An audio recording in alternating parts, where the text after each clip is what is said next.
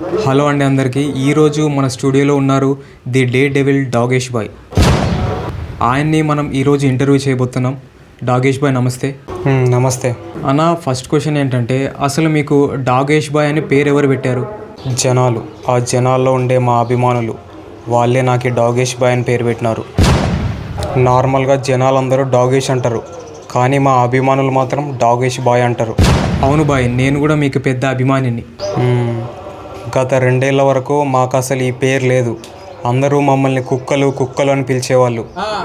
కానీ జనాలకి మేము చేసిన మంచిని బట్టి, సమాజంలో తీసుకొచ్చిన చైతన్యాన్ని బట్టి, మా కాన్ఫిడెన్స్కి మెచ్చుకొని మా అభిమానులు మాకు డాగేష్ బాయ్ అని పేరు పెట్టినారు.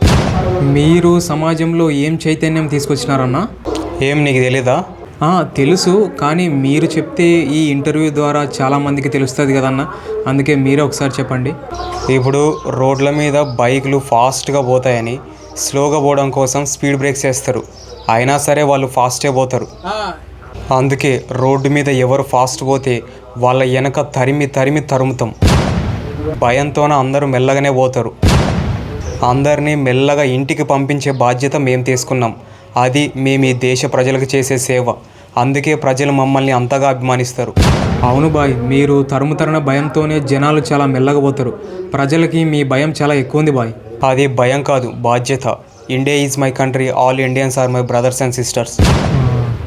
డాగేష్ బాయ్, మీరు బైక్స్ని జస్ట్ తరమడం మాత్రమేనా లేదా కరుస్తారా? మేము కరవం.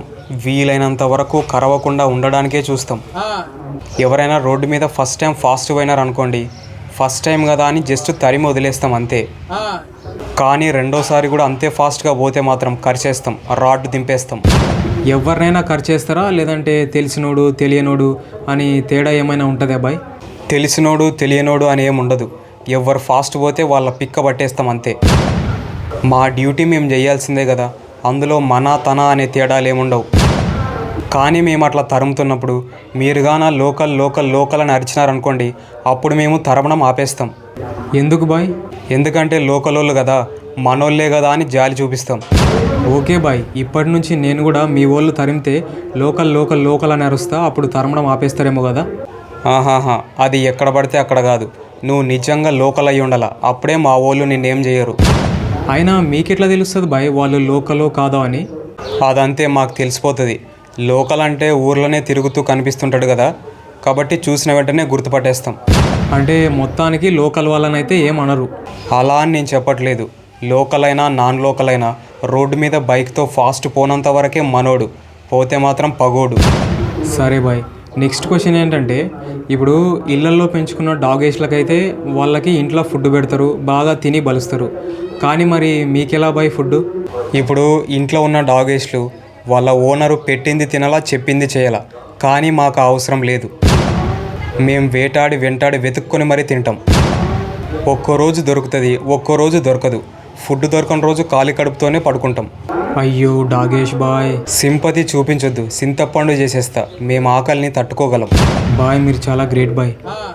సరే, నెక్స్ట్ క్వశ్చన్ ఏంటంటే, ఇప్పుడు డాగేష్లకి ఉన్నంత విశ్వాసం ఈ భూమి మీద ఇంకే జంతువుకి ఉండదు అంటారు. దాని గురించి ఏమైనా చెప్తారా బాయ్?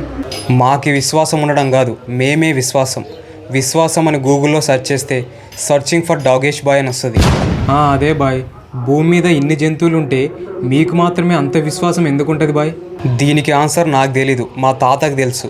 మా తాత నాకు ఏం చెప్తుండే అంటే, ఎవరైనా మనకి కొంచెం ఫుడ్ పెట్టినా, లేదా ఒక బిస్కెట్ వేసినా, లేదా ఇంకేదైనా కొంచెం ఫుడ్ పెట్టినా సరే, ఇక వాళ్ళకి మనం జీవితాంతం రుణపడి ఉండాలా అని మా తాత నాకు చెప్తుండే.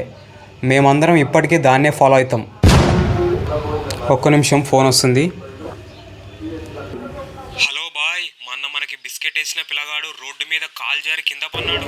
ఇంకా ఆలోచిస్తారేంద్రా, వెంటనే ఆ రోడ్డు మొత్తాన్ని చీల్చేయండి. ఈరోజు ఢిల్లీ మొత్తం తగలడిపోవాలంతే.